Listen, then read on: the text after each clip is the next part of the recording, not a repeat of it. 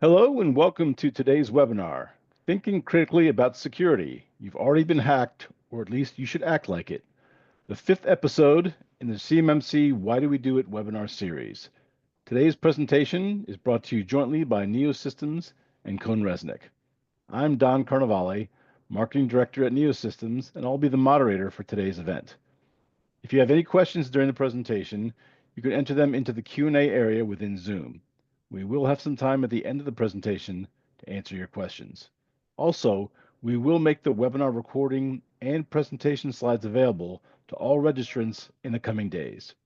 Now I'd like to introduce the host for today's discussion, Megan Kennett from Neosystems. Megan?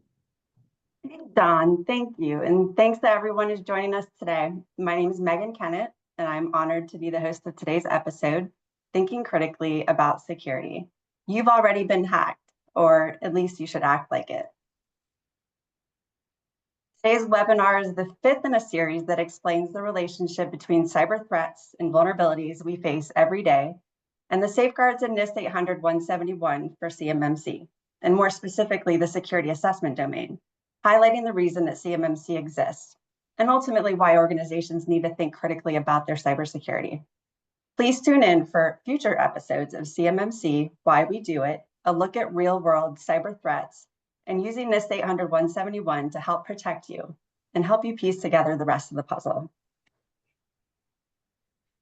In today's episode, Thinking Critically About Security, we explore the importance of taking a security-first mindset and acting as if you've already been hacked. We'll explain the basis for NIST 800-171 security assessment domain. And as Don said, today's episode is presented jointly by Neosystems and CohnReznick. At Neosystems, we're experts who live and breathe compliance, reporting, and regulatory requirements, so you don't have to. We provide a range of back office, IT, and information security managed services and offer organizations an accelerated, affordable, low-risk path to CMMC compliance.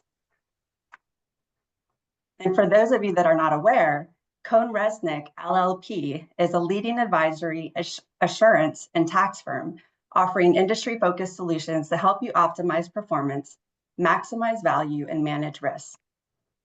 They are authorized by the Cyber AB as a CMMC third-party assessment organization through their dedicated cybersecurity technology risk and privacy practice.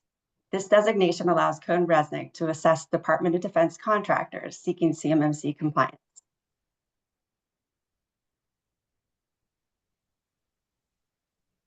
My name is Megan Kennett, and I'm the Product Marketing Manager for CMMC Solutions at Neosystems. My career in technology began as a college intern editing technical white papers for a high-tech marketing and PR firm based in Northern Virginia, focused in the federal space. My passion and curiosity in technology and cybersecurity led me down the path of delivering mission-critical services to state and local governments throughout the Mid-Atlantic, while driving business development strategy for MSPs, managed service providers in the Southeast. Shortly after GFAR's 7012 clause dropped, and in an effort to support cybersecurity readiness across the defense industrial base, I became CMMC certified professional. I'm grateful to be a part of the Neosystems team today, creating messaging that helps raise awareness with the hope of simplifying a highly complex topic and leading our clients down a path of cybersecurity safety, compliance, and business resiliency.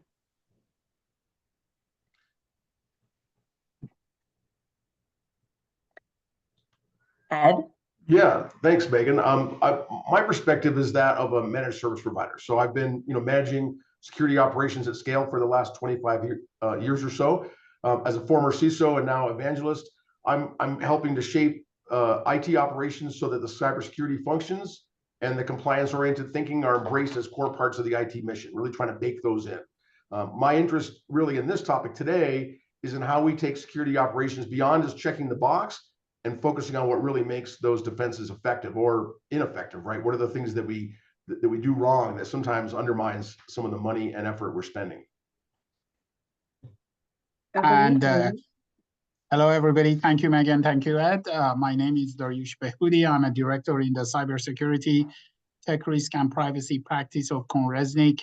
I have over 25 years of experience in cybersecurity and IT infrastructure. I am also a CMMC certified assessor, or a certified CMMC assessor. They keep changing the name. I'm a lead CCA, so I can lead assessments. My perspective for this webinar is how CMMC and NIST 800-171 can help improve your defense, your security posture. Back to you, Megan. Thank you, Dariush. We have a lot of ground to cover today. We'll start by talking about the threat story and how to stay a step ahead. We'll discuss the assume breach mindset, what it means to think critically about security. We'll discuss the consequences of failing to monitor and making adjustments to your cybersecurity practice. We'll dive into 2 high-profile case studies. And lastly, we'll wrap up with a discussion on a security assessment domain within NIST 800-171 and how to use it as a tool to strengthen your NIST proficiency and improve your defenses. All right, gentlemen, last episode, we discussed the importance of performing a risk assessment and understanding third-party risks, including risk from subcontractors, customers, all the way down to the supply chain to other external parties. Today, we're focused on first-party risk within the organization. That's a little more under your control. Question for you, Ed. When we talk about the threat story, what exactly does that mean? And why is conducting a risk assessment so important? A security assessment so important? And you're on mute. Sorry about that. It's important because we tend to be overconfident in our security defenses, right? After we've spent a pretty hefty amount of time and money faithfully implementing cybersecurity, it's pretty easy for us to sit back and feel we've done it right, we're invincible, we've checked all the boxes, right? So we feel like we've done a pretty good job. And a quick look at the statistics on the screen tells a different story, right? So these are statistics from the 2024 IBM Cost of a Data Breach report. They're telling us that some of that confidence is probably overstated. Most breaches are not even detected by the security teams and tools we've put in place. 58% are identified by an outside party. So that could be a benign third party like a customer or law enforcement, or at the worst case, it could be the attacker themselves knocking on the door asking for some ransom. And that's your first indication that they've been inside your systems. So in the chart, you can see that there's some improvement between 23 and 24, but still not terribly reassuring. The second chart on the right shows a statistic called mean time to identify. The mean time for a security team to identify that a breach has occurred, that's running around 178 days, nearly 6 months. So taking those two together, we see that security teams are taking about 6 months and still missing half the breaches. That's remarkable and not necessarily in a good way, right? So the takeaway message is our security measures are probably not as effective as we need them to be. Threat actors take advantage of that to operate unseen in systems for extended periods of time. The best way to improve that mean time to identify metric is for us to actively seek out and fix those blind spots in our defenses, right? The things where we think we're doing good, but we're not. It's important to think critically, find those things and correct them.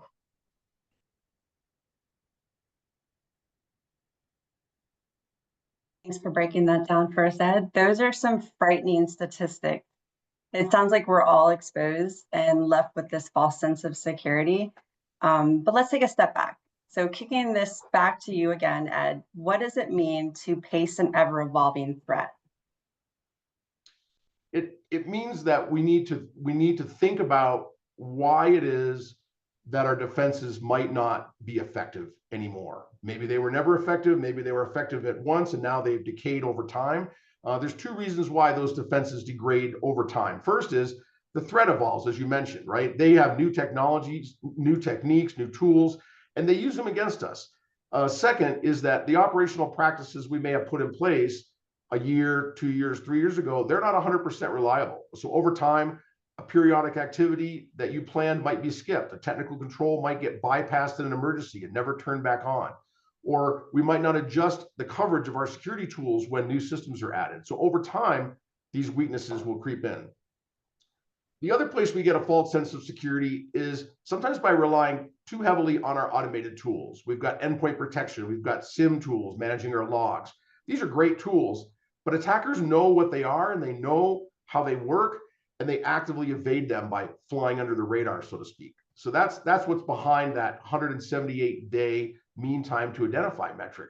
The automated detection tools aren't enough. People aren't finding this stuff on its own by using that fully automated means. Cyber criminals constantly evolving their tactics to evade static defenses. So they innovate fast. We need to adapt faster. And if we don't, we end up with this asymmetry that favors the attacker. So the very first step in keeping ahead of those adversaries is to avoid this human tendency to overestimate the effectiveness of our defenses. It's very tempting to say we're doing a great job at cybersecurity. That's what the board wants to hear. That's what the bosses want to hear.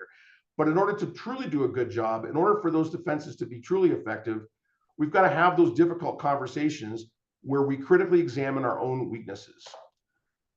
Another factor that causes some blind spots is complexity. Modern IT environments are highly interconnected, multi-layered. We looked at this a little bit in our last episode, talking about some of the third-party risk.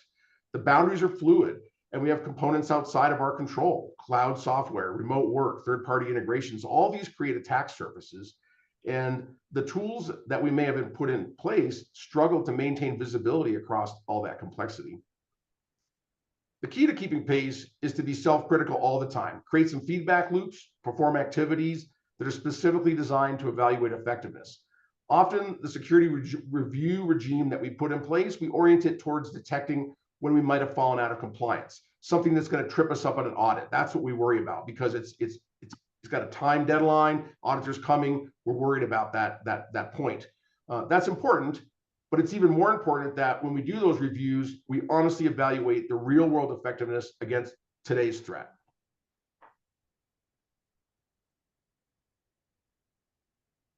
Thank you, Ed, for breaking it down, helping us understand why our defenses are not as robust as we think they are.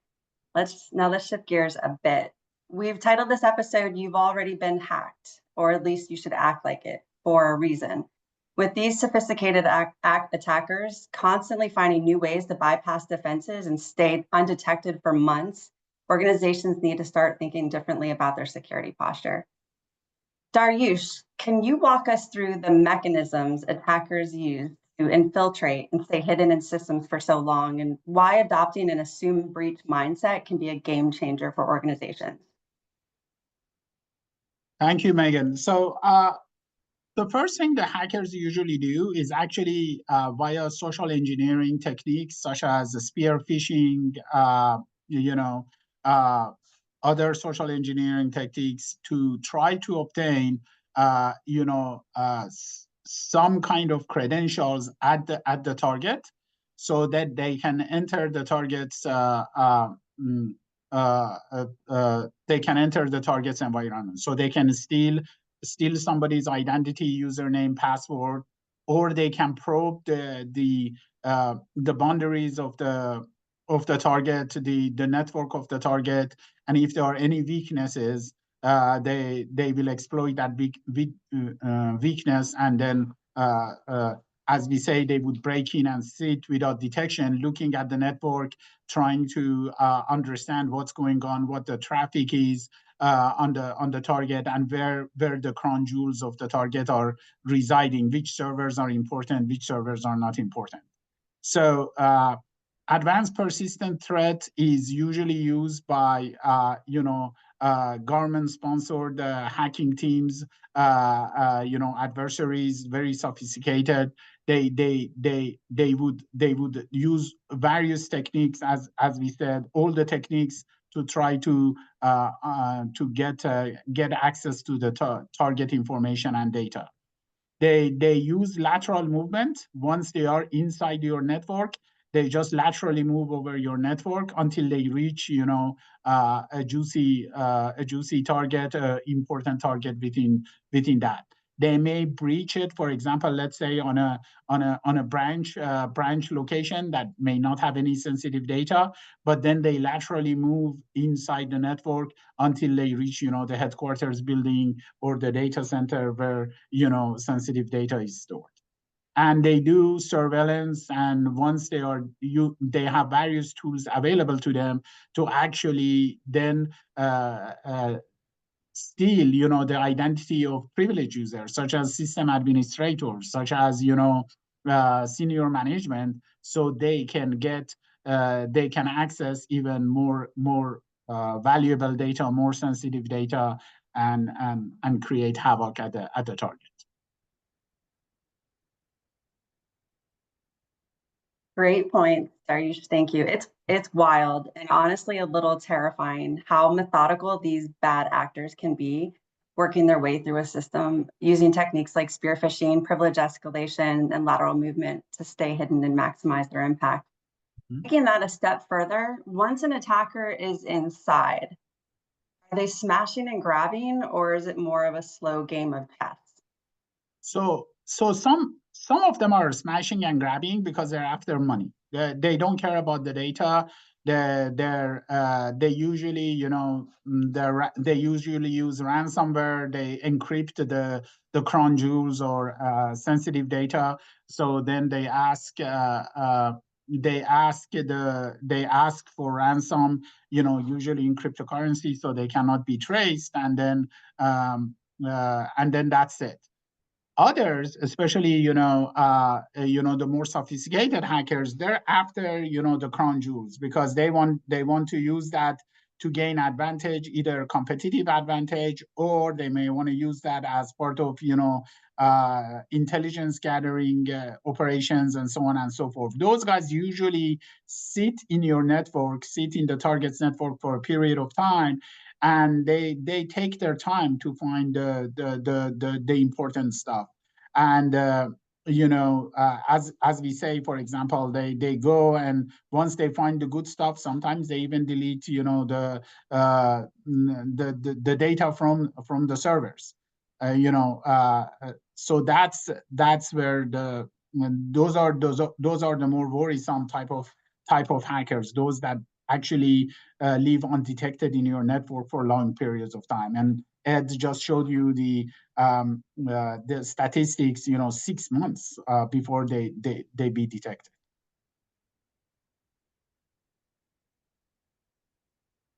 Okay, a lot of consequences for not doing the right thing. So back to Ed, question for you. Now that we've seen how these attacks unfold, is there any way to decode their game plan? How exactly does one think like the bad guy, like the attacker? This bad actors playbook slide we've shown in all our episodes, right? And in some of the past episodes, we talked a lot about the ways that are the first way in the door, right? Steps 1, 2, 3. How does somebody get in and gain access? But where we really see them exploiting our security defenses, the weaknesses in those security defenses, is steps 4 through 7. So by the time they get to step 4, they've succeeded in breaking in, but they probably don't have anything of value. As Dariush said, sometimes there's a smash and grab motif, right? Where they will come in, encrypt some files on a machine and try to get some ransom. But with the more sophisticated attacks, the way in and the first system that they're on is probably not of any value in and of itself. It's a means to an end. They likely, at that point, may not even know where the crown jewels are within your systems. They almost certainly don't have the privileges to just reach out and take them.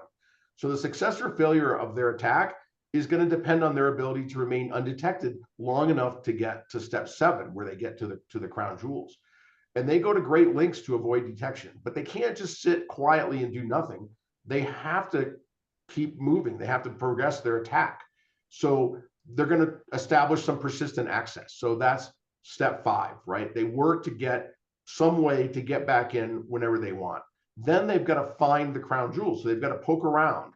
That poking around is something that we can and should detect.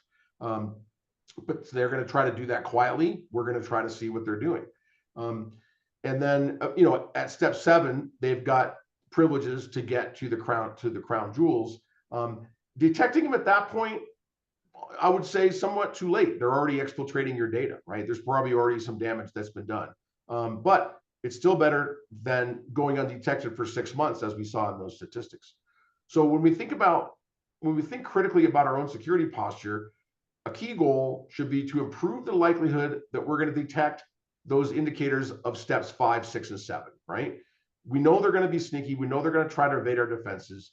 We want to think like them and say, how do we tune those defenses so that they can't sneak around? So that when they try to be sneaky and avoid detection, we notice.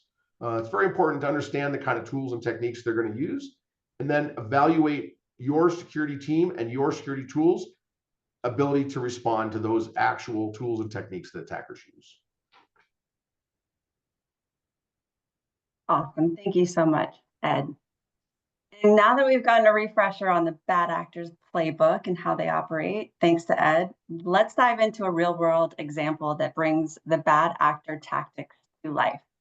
Salt Typhoon, a Chinese cyber espionage group, exploited vulnerabilities in US telecommunication networks starting in 2022. This wasn't just about stealing data, it was a calculated effort to infiltrate critical infrastructure systems. Let's break down how they did it and what it means for the future of cybersecurity. Over to you, Dariush. So the Salt Typhoon Hacker Group is a state-sponsored cyber espionage group, as we said that. What they did is actually they exploited vulnerabilities in the infrastructure of US telecom providers. And, all well-known telecom providers, you've probably heard of them: Verizon, AT&T, T-Mobile, Spectrum, etc.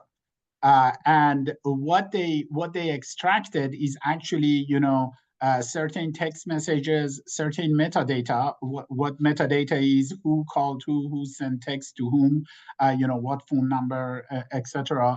of those individuals. The target was around a million folks, mostly in the Washington metro area. That's where because they are a cyber espionage group, so they were spying on VIPs in the Washington D.C. area and government employees, mostly.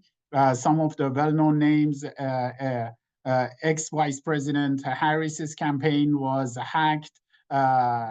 Vice President Vance's campaign was hacked, and even President Trump's communications was hacked. So it was a pretty serious breach of the breach. How do they use that, and how they went undetected for so long? Is because they used certain tools to gain remote control of the targeted devices and servers that they were targeting. So they remotely control those. And they showed a high level of sophistication, where they were using anti-forensic, anti-analysis techniques to avoid detection. These are highly sophisticated techniques that they can use to actually cover their footprint, for a lack of cover their traces, their footprint, for lack of a better word. So you cannot see that. You would see it in the old cowboy western movies, where the Indians would run branches before, so to cover their tracks. So they actually were doing their tracks. So it took them a while for both the federal government and the telecom providers to find them. And they announced publicly, it was announced in late 2024, they announced that they have identified the breach and who was breached and so on and so forth. And we still don't know the super details of that, because it's very, very sensitive about that. But that's what is known how they use it. Megan, you asked earlier about sort of the long con versus the smash and grab, right? And I think that case study is a really good example of the long, where they were looking to target specific individuals, and they didn't go after those individuals directly. They went after them indirectly. They broke into these telecom providers. They sat and wait, they targeted, they got the information they needed, and they managed to avoid detection for a long period of time. These are companies that take security very seriously. They're spending a lot of money. There's some indication that some of the break-in was unpatched core routers. That was a vulnerability. So is this a company that doesn't do patching? Are these companies that don't do patching? Certainly not, right? I'm sure they have the tools, I'm sure they have the people in place and are doing that, but yet somehow these vulnerabilities persisted. After they were exploited, we've got persistent access by this group remaining undetected for multiple years. So you really have to test, patch, and adapt constantly to keep up with the adversaries, who are also ever evolving.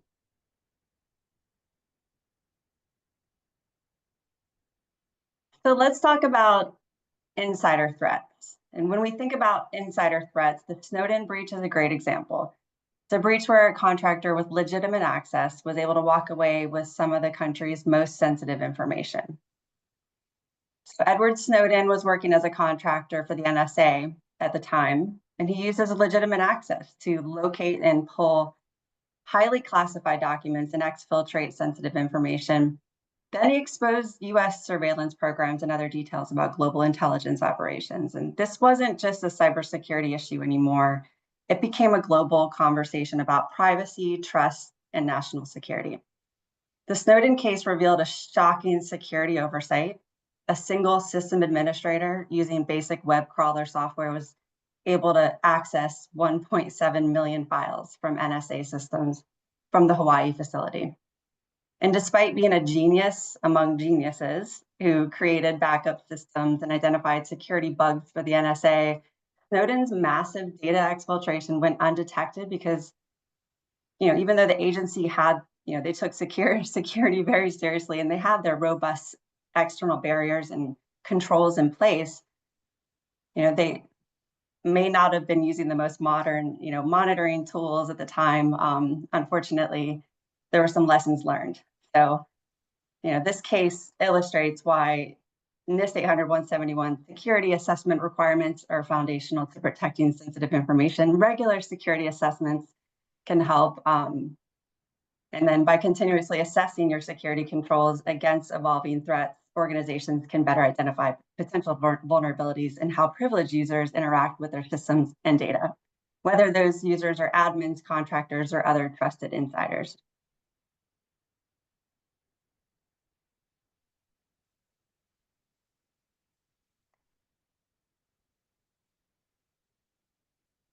All right, so Salt Typhoon's ability to operate undetected for long periods is a classic example of why periodic assessments and updates to controls are critical. All right, so stay with us.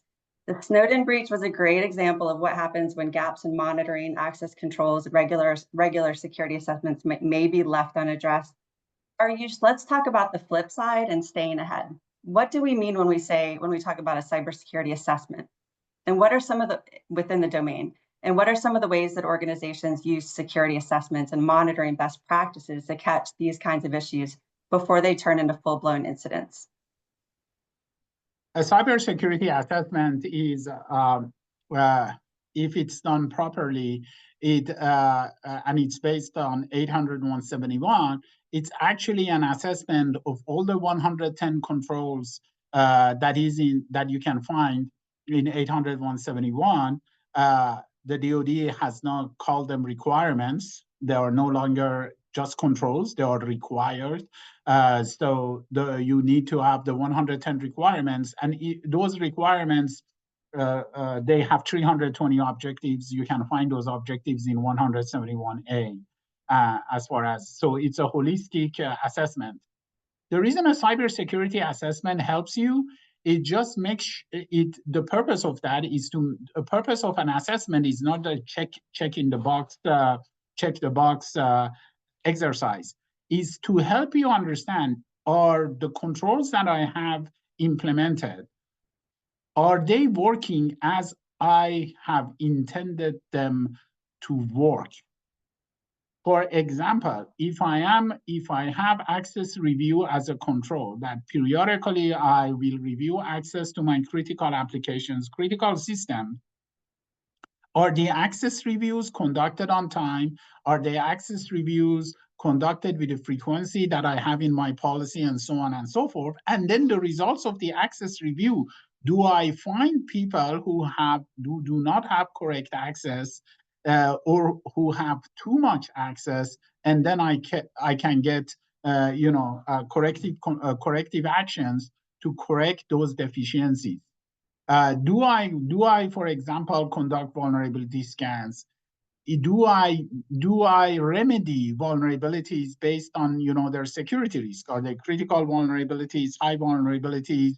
Do I meet my SLAs as far as conducting vulnerability scans? Do I patch all my systems? So if, for example, those telecom providers were religiously monitoring their environment and conducting security assessments, they probably would have flagged that, hey, for certain locations, some of the core routers were not being patched within our service levels within the periods that our policy states. So for example, they would say core routers must be patched within 30 days of a patch being published.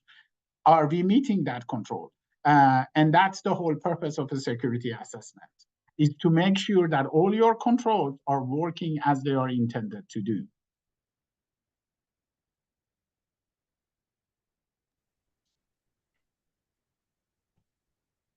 Megan, you're on mute. You're talking. Thank you, Dariush, for breaking that down. And for DoD contractors, this is even more critical. Taking an assume breach mindset and then being hyper vigilant isn't optional. It's necessary for protecting controlled and classified information, meeting these government requirements, and simply staying ahead of the next bad play. So a question for you, Ed. What's your perspective on how organizations can operationalize that feedback loop within the security assessment domain? And can you unpack how frameworks like NIST 800-171 can guide contractors in using the security domain to stay ahead of these evolving threats? Sure, Megan. When you look at the security assessment domain in the NIST standard, if I showed this to someone, they would say, these aren't the controls that catch the bad actors, right?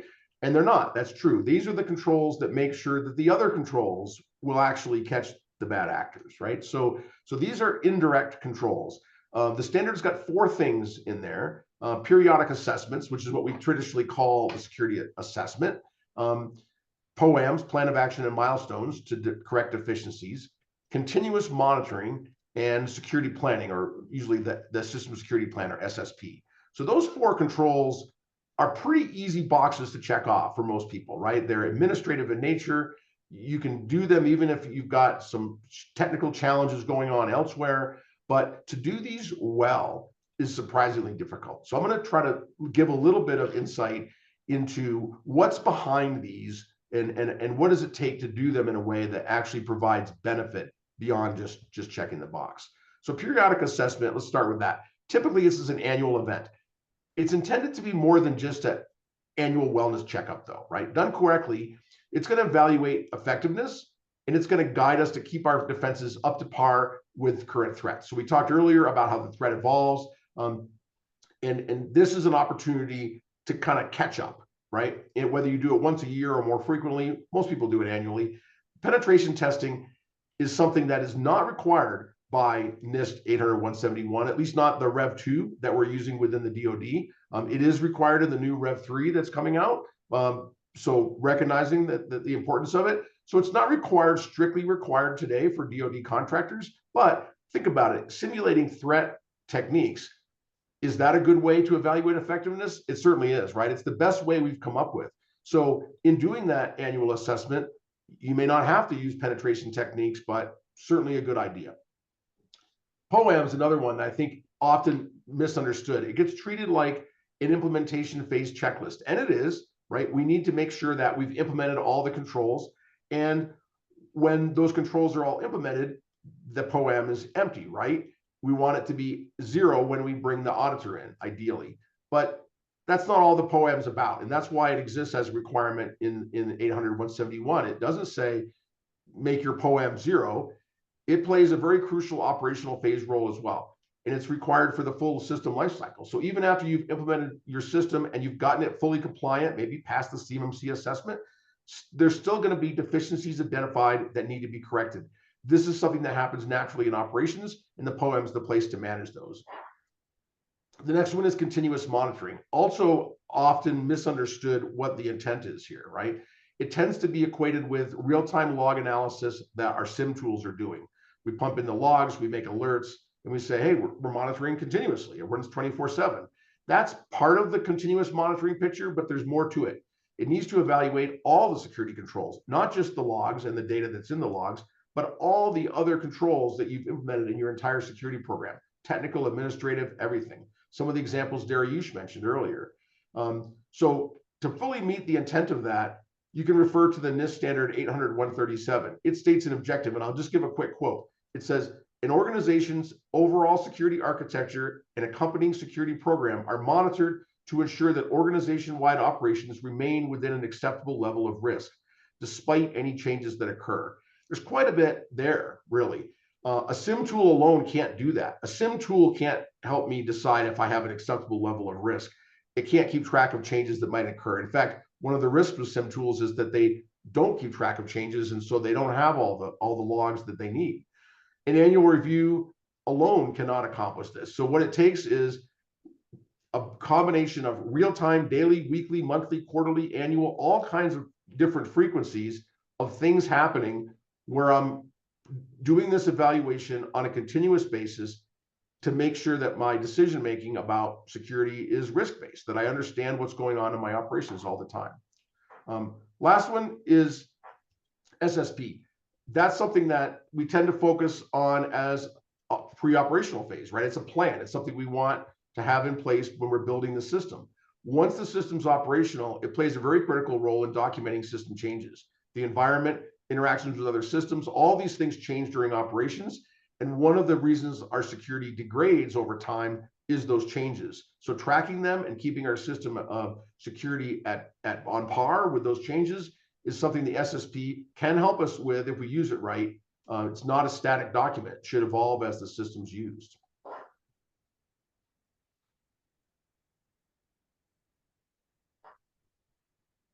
Thank you, Ed. We've covered a lot of ground today, and in wrapping up episode 5, let me try and summarize the key takeaways. So the bad actors are out there. The consequences can be costly. Everybody should know that they're super sophisticated and looking for holes in your security. A failure to frequently monitor, assess, as Ed was talking about, and adjust those security controls, remediate, can lead to a system compromise and data breach. A key goal of all security assessment activities should be to accurately evaluate the effectiveness of your defenses against real-world attacker techniques with the goal of minimizing our mean time to identify metric. And lastly, you can mitigate your risks by being proficient with CMMC and NIST 800-171 and using the security assessment domain as a tool for continuous self-assessment and improvement, enhancing your cybersecurity posture. The SSP, the operational plan of action, the continuous monitoring of your security controls, and the periodic security assessments are all critical to an accurate understanding of your security posture and remediating of deficiencies.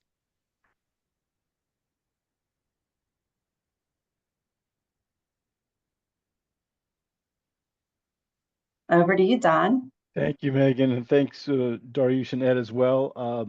We're getting to the end of this presentation. I did want to remind everyone that this is episode 5 in our 8-episode webinar series about CMMC, Why Do We Do It? Our next episode is entitled Rip the Band-Aid Off, where we'll look at the risks and challenges associated with aging security tools and processes. So that'll be a great episode. So please keep an eye out for some invitations that will be coming soon regarding that episode. So again, thank you for attending today. We're going to now move into our Q&A. We do have a few minutes here to take some questions from the audience.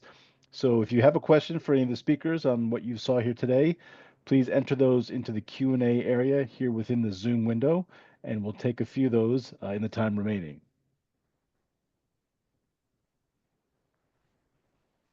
Okay, so first question for the panel. You mentioned POAMs. Don't POAMs have to all be completed within 6 months of CMMC certification? Well, I talked a little bit about the operational nature of it. Dariush, why don't you take this in respect to how the POAM is treated in the new absolutely CMMC rule? Yeah, thank you, Ed. So the DoD realized that the fact that they have in the CFR 32 rule, which is the CMMC rule, they realized that the requirements that the POAM has to be empty, that you get to get the 110 score, which means that you are CMMC, the C3PAO then can issue the certification. Then that really is not the spirit of POEM. So the DoD, being the DoD, they created a brand new document called Operational Plan of Action. They say, well, we have a POEM, plan of action, and milestones that have milestones, and those milestones have to all be met empty. That is requirements for your control implementation. But then you have operational plan of action. You have things to do on an operational basis that will ensure that your control environment is up to date, such as your user access reviews, such as your security assessment, risk assessment, your patching schedule, your vulnerability scanning schedule, et cetera, et cetera.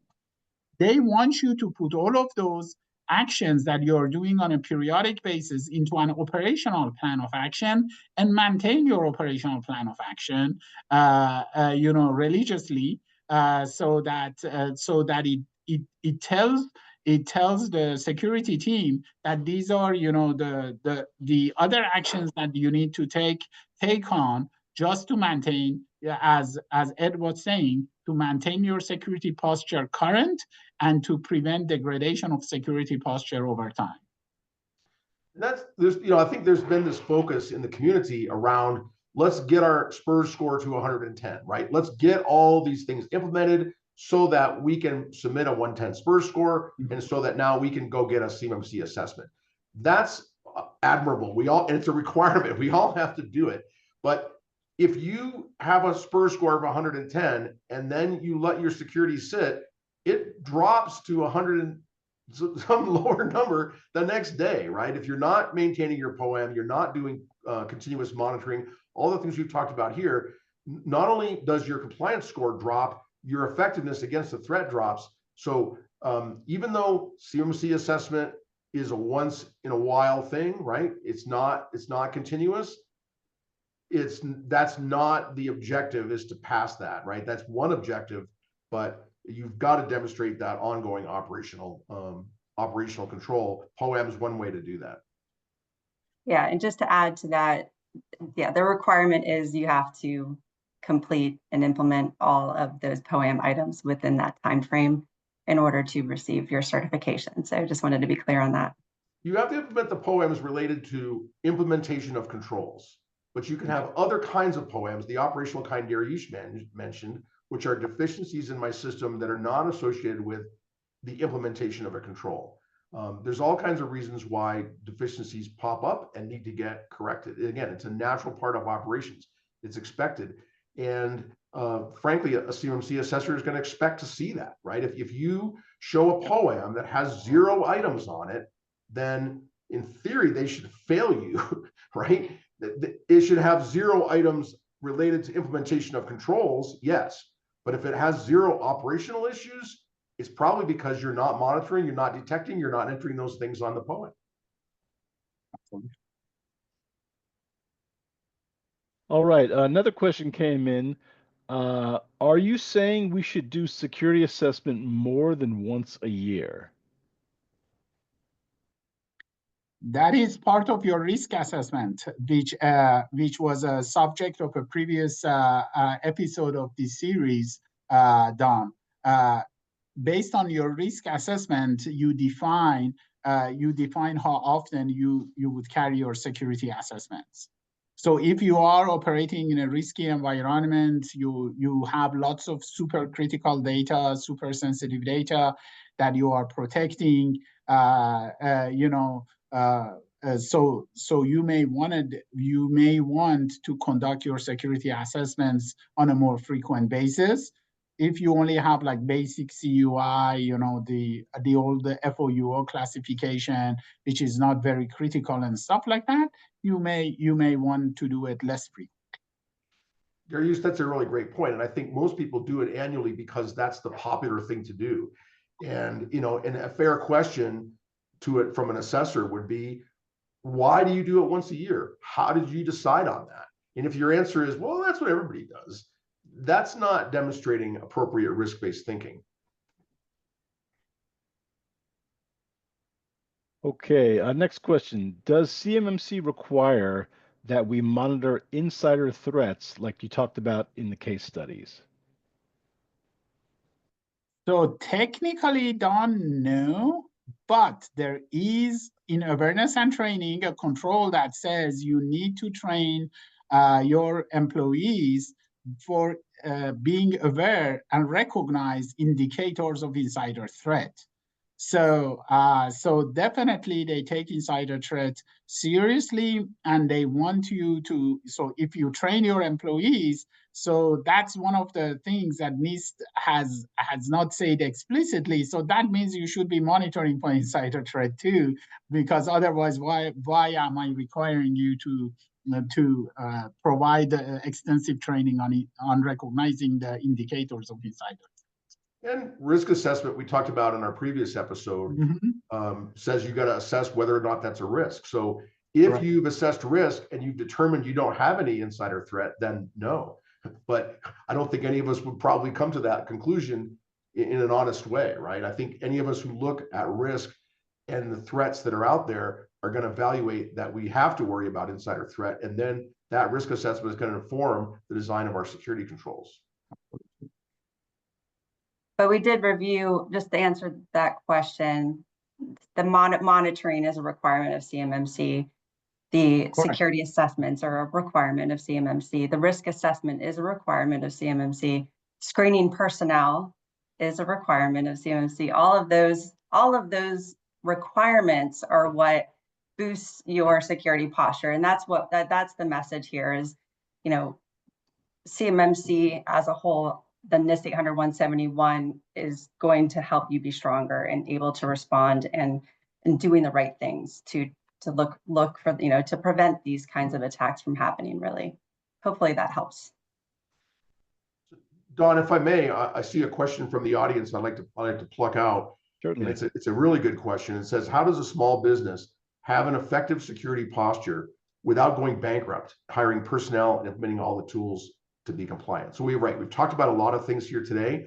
We've talked about sort of going above and beyond the minimum. And I think there are validly a lot of small businesses out there that struggle with the minimum. They struggle to do just the things they need to do to get that SPUR score. And so I guess I'll take this opportunity to put in a shameless plug for the managed service provider model, which I fervently believe in. I've chosen to put my career there because I believe it's the right answer for most small businesses. I think that trying to put together all these complex pieces and operate them effectively is very challenging for a small resource-constrained business.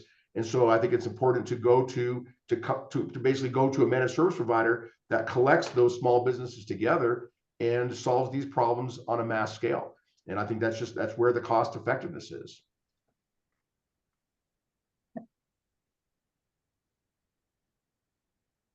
Great question.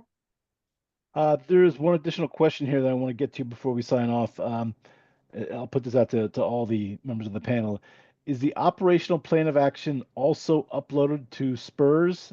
They're asking as an RPA who does not have in-depth knowledge of SPURS requirements. No. Operational plan of action is required, but it's not uploaded into SPURS. Into the SPURS system, actually nothing is uploaded into SPURS system except your score and your affirmation that the score that you have entered is correct. All the other artifacts are maintained by the organization seeking certification, and then the hash of the artifacts is uploaded in the CMMC EMAS by the C3PAO. And I think a related question would be, is the operational POAM something that you need to submit and show to a CMMC assessor? Will the assessor want to see it? And Dariush, you're a C3PAO, I'll let you answer that.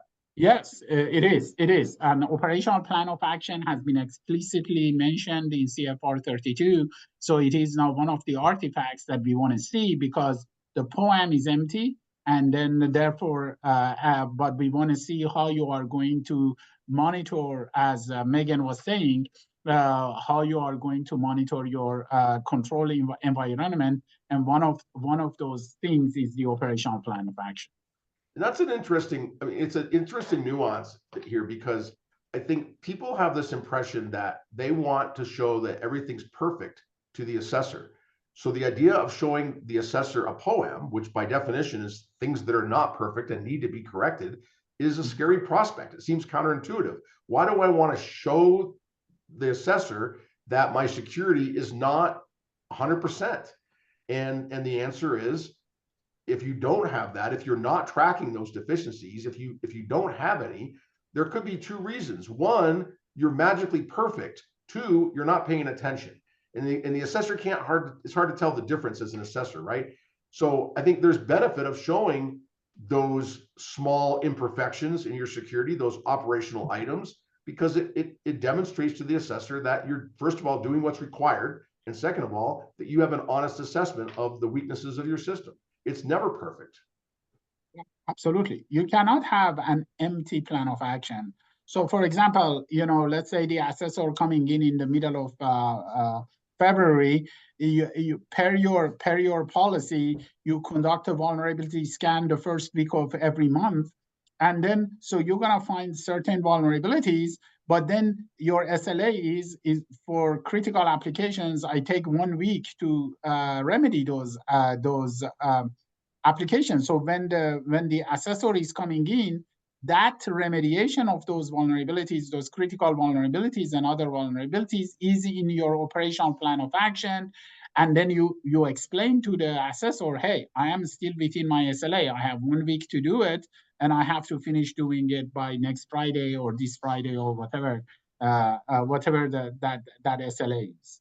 So that's actually then the assessor will realize that you are continuously monitoring your environment and you are actively making sure that the controls are working as intended. Because remember, the assessor, besides looking the implementation of the control, which is the design of the control, they are also looking for the effectiveness of the control, that the control are effective, that they are operating. So you have to demonstrate to the assessors that you are that your control environment is evolving over time, that you are addressing your vulnerabilities, you are doing, your access control is alive and well and dynamic. And you're doing those remediations. And you're documenting it. That's why I put my RP hat on and doing readiness. I'm saying, I see a policy that says all critical vulnerabilities has to be fixed in 24 hours. I'm like, really? Because if you put that in your policy, if the assessor comes in and see, you still have 5 critical vulnerabilities that haven't been addressed, and it's 48 hours since you detected those vulnerabilities, they're gonna fail you. So let's be realistic. And let me flip that around a little bit the other way, right? If you say, hey, I'm going to fix critical vulnerabilities within, 30 days or a week, whatever your time frame is, and it's impossible in the real world to meet that objective every single time. Some vulnerabilities, you're going to miss the deadline for all kinds of reasons. Maybe there's not a patch available. Maybe the patch breaks things. Maybe there's dependencies. All kinds of reasons will cause you to miss that objective. If you make the objective unreasonable, then you might miss it a lot. If you make it reasonable, you might only miss it once in a while, but we're all going to miss it once in a while. And so one of the things we're looking at with an operational poem is, did you notice when you missed it? And did you take a corrective action? So if you say to the assessor, I never missed it, I've never missed it, you should be prepared to prove that. Prove that you've never missed it in the history since the last assessment. Because that's just not realistic. Most people will say, yeah, we hit it 98% of the time, but 2% of the time we don't. Here's the history of that. We have 5 things in the last year where we couldn't make our objectives, so we put it on the poem and we took a corrective action. That's real world security. That's somebody who's doing it right, who notices when they miss their objective and they correct for it. And there's deviations from the baseline, which is another really big, it's a very challenging part about managing your NIST compliance program in CMMC.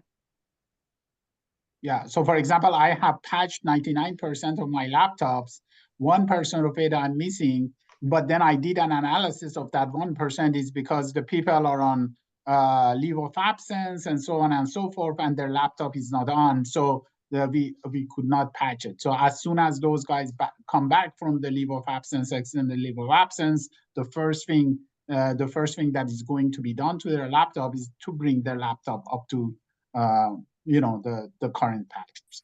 And what it takes to pass the assessment is not patching 100% of your laptops. Correct. It's patching 99% and being aware of the other 1%. 1%. Right. Exactly. If you think you did 100, but you really did 99, that's a failure. If you know you did 99 and you know why, and you have a plan to go fix that other 1%, now you're winning the game. 100%. All right, I think that'll do it. We're getting near the top of the hour. So Megan, if you wouldn't mind advancing to the final slide. Absolutely. We want to thank everyone for attending today, giving us your time to hear about this important topic. You'll see here shortly the email addresses for all of our speakers. So if you have any questions about what you heard today, feel free to reach out to them. If we can get to that final slide. There is a little delay. There we go. Thank you.